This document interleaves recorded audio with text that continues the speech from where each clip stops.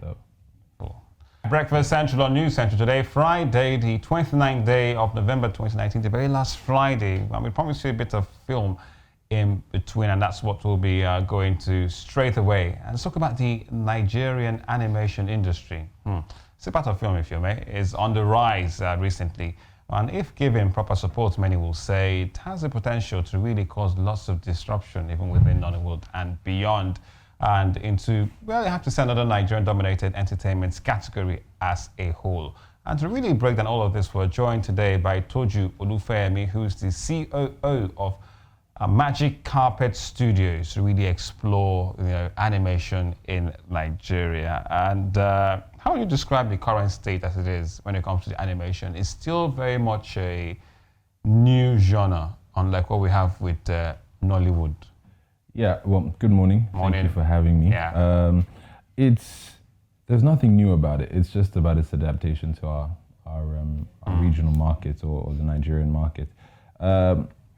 Where there's not too many studios, there's a lot of independence.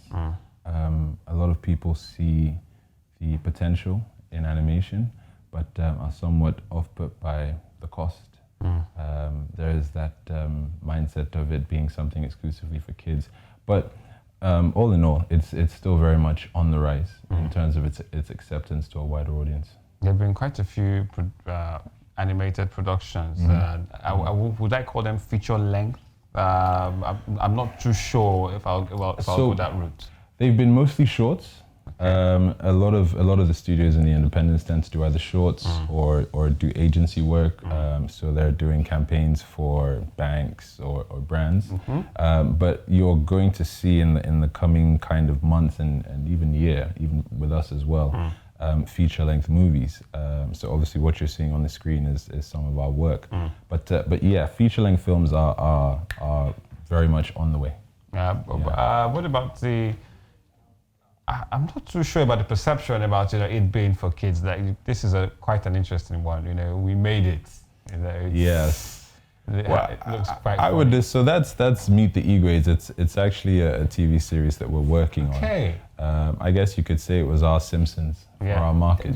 So would you say productions like this or series like this, like the Meet the E-Grades, the cartoons that can really start up the animation industry, before we talk about lengthy films, really get them on the everyday for the Nigerian audience, whether it's a Nigerian child or the Nigerian, cartoon watcher, right? To really, what I say, erase our Tom and Jerry's and pick up our adventures of Jenga and Meet the E-Grades. Right. Well, so I would say there's space for both. So both the feature-length films and the TV series. The TV series, we need to start getting into our homes because a lot of our productions kind of work on, rebuilding a family value system of integrity, of honesty. So the TV series can happen and they can start here at home. The feature-length films, for us, we describe them as Nigeria for export. We see, it's true. It's true. We see. Why that? Because it hasn't been consumed here first now. So consume before you export. Well, yes and no. One thing I've come to realize about us as a people is whatever when we see Nigerians abroad doing well, we embrace them automatically. Yeah. But it's much tougher to penetrate at home first. So are we disputing the phrase about charity? Charity starting, I hope, and where it begins to an extent, because when you tell people the price to make an animation film, they're not so charitable.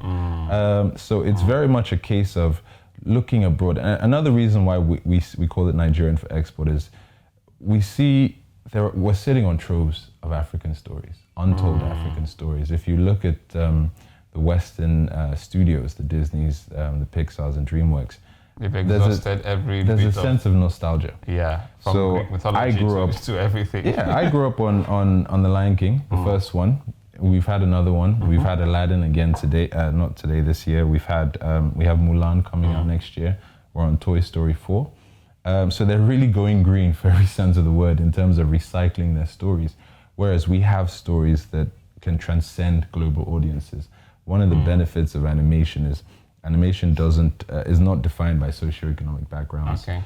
There is no race. So there's a stigma. I'll give you an example. When you think Tyler Perry, you think movies for an African American audience. Animation doesn't have that stigma. True. It doesn't. You don't look at an animation and say, "Oh, this is from China," or "This is from here." So you can. Okay, for those of us who like the samurai sword and the slashing and the manga. So the story is from that region, but you don't automatically say because it's from that region. It's not. You know, some people are more inclined to watch maybe British films by BBC or Channel 4. Some people are, full on Hollywood because. So it's just about too much Naruto. Too much Naruto, exactly. So it's exporting our stories, which are love, conquest, revenge. The stories, these are themes that travel across all different regions. What about jazz? Well, I mean, in the studio we say the difference between Shango and Thor is the narrative. It's the narrative, right? Yeah. Shango is villainized. Yeah. Thor is celebrated. Celebrated. My aunt showed me a video of her grandson. Thor outfit, shield, hammer, everything, celebrating. But if it's Shango, nobody will go there. So it's about changing narratives. Yeah, changing narratives, and we can do that through animation. We have been talking about gender-based violence, continuing the advocacy when it comes about it. So we'll look at some of the works in animation regarding some of these issues. Let's enjoy this one. I'll be right back.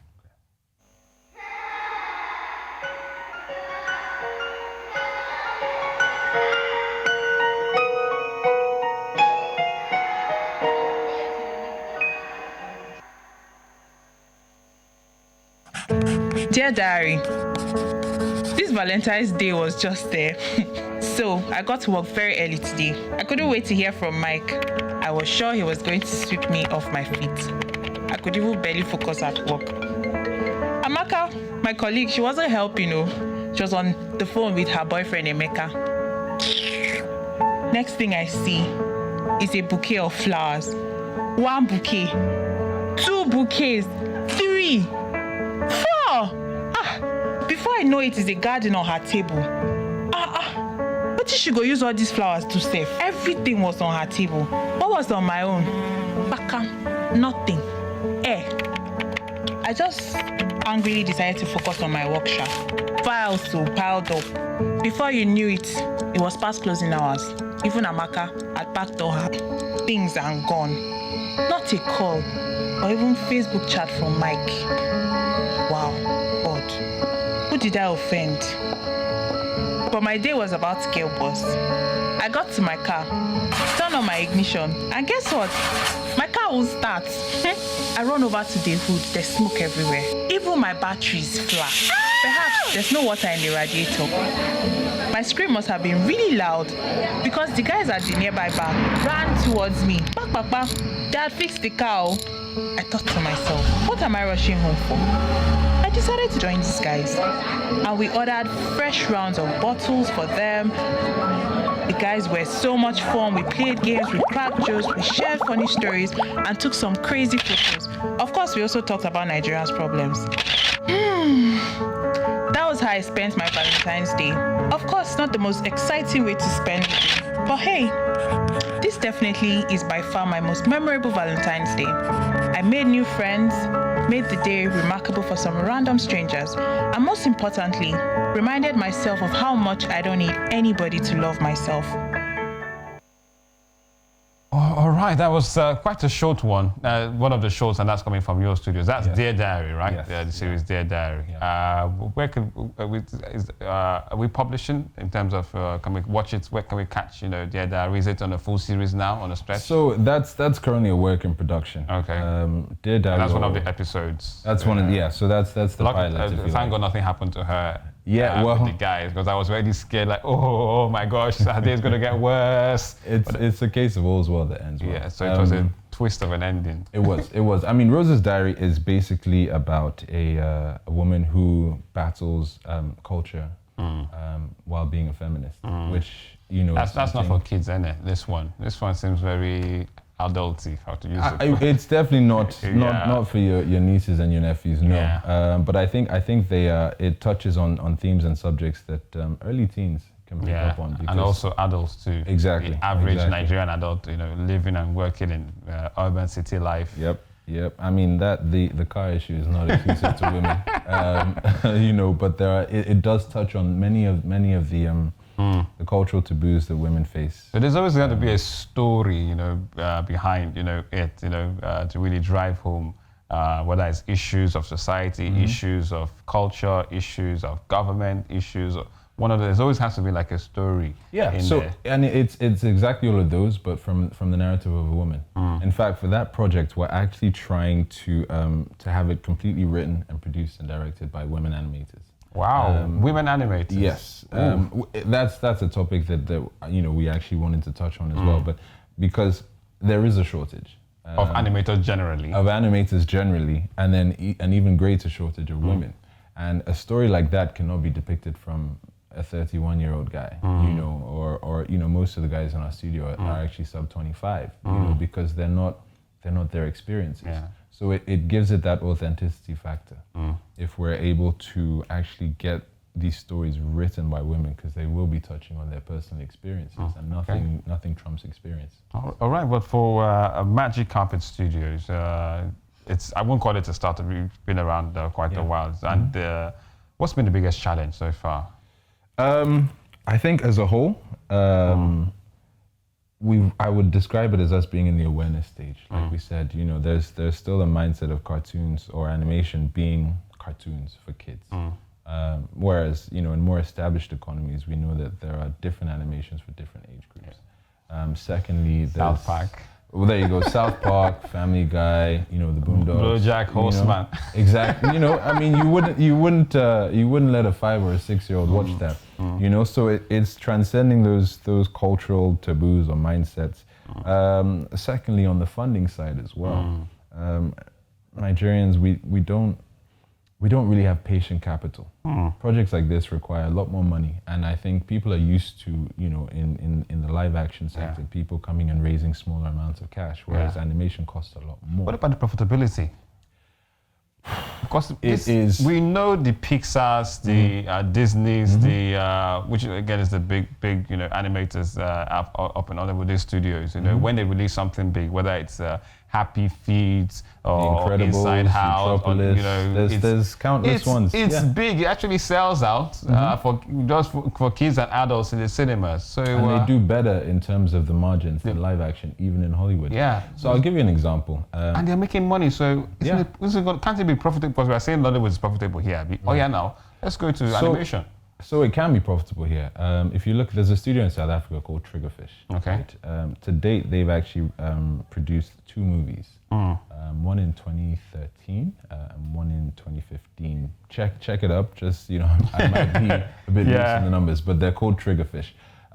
They've done a combined $76 million from those 2 films.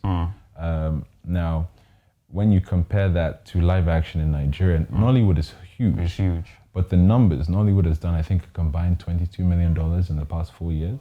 So when you think that 2 animation films that were done 5 years ago have still kind of outnumbered a whole industry. In terms of revenue, it shows you just how lucrative animation is. And it's the same in Hollywood. Films like The Avengers, they do 1-point-something billion plus. You know, you think of Indiana Jones when it came out, Star Wars, they do all these. But the Incredibles, the Frozens, they hit the 1 billion mark every time.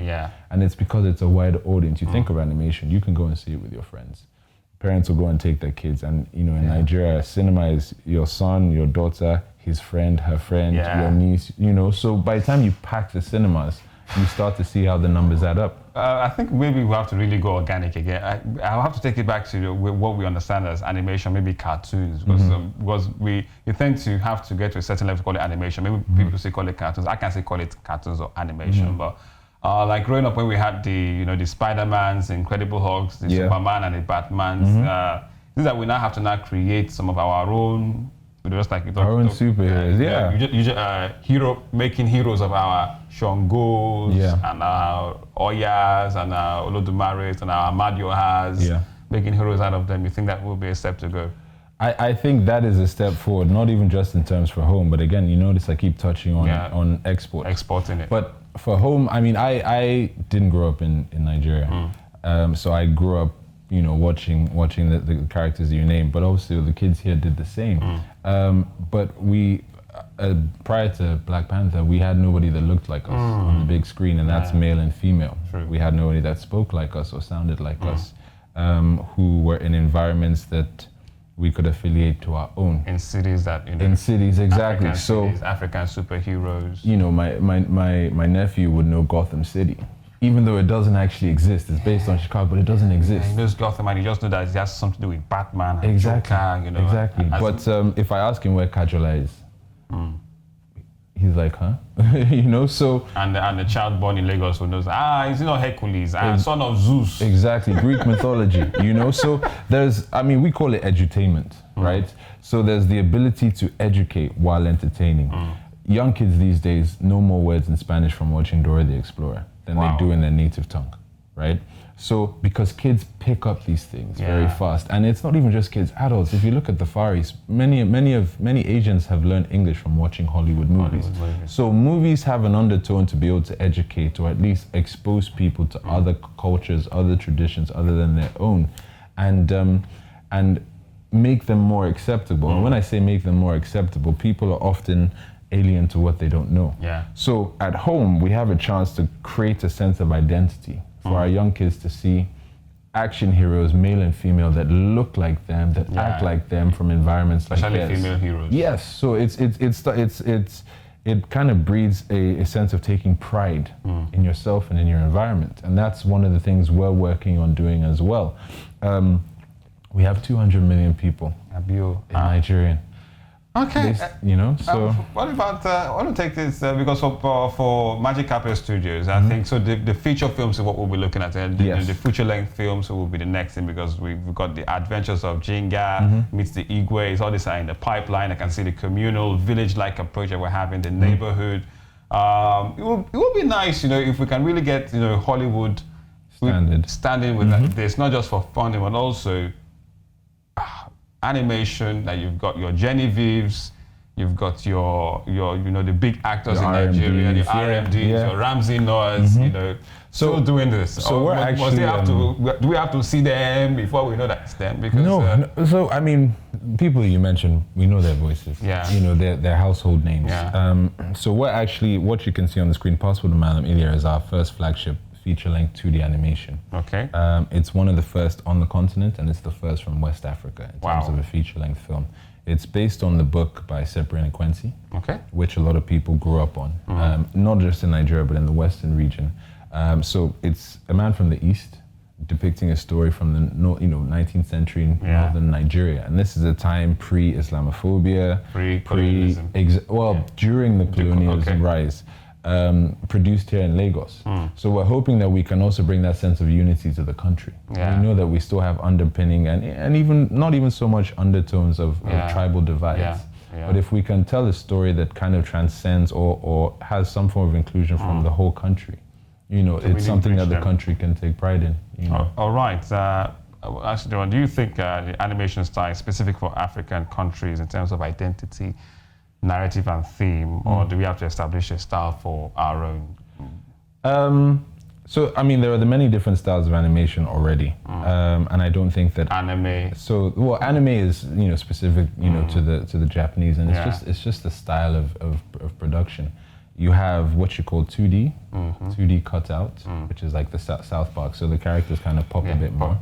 2D traditional, so, you know, like I said, Ilya is going to be in that form, The Lion King, these were done in that form, and then obviously 3D, so like the likes of The Incredibles. I know there's Queen Amina is being made in that format as well. So all the different forms of animation can equally represent creating identity, creating awareness, educating people, because it's just a medium of telling a story. Whether it's from West Africa, East Africa, or different stories in between that mix. Well, thank you so much, Toji, for coming on. Thank you very much. Really interesting to discuss. And good luck with the big one for the feature films, and also for the Meet the Igwes and all them series that we can get into our homes, and maybe, yes, our everyday appointment television for kids in terms of marketing and distribution. You know, it starts a way to bridging these cultural gaps in the country. Once again, it's been such an honor. Absolute pleasure. All right, animations in Africa. You never know, I might feature one of these animations. You know, play my own sort of Tinky Winky.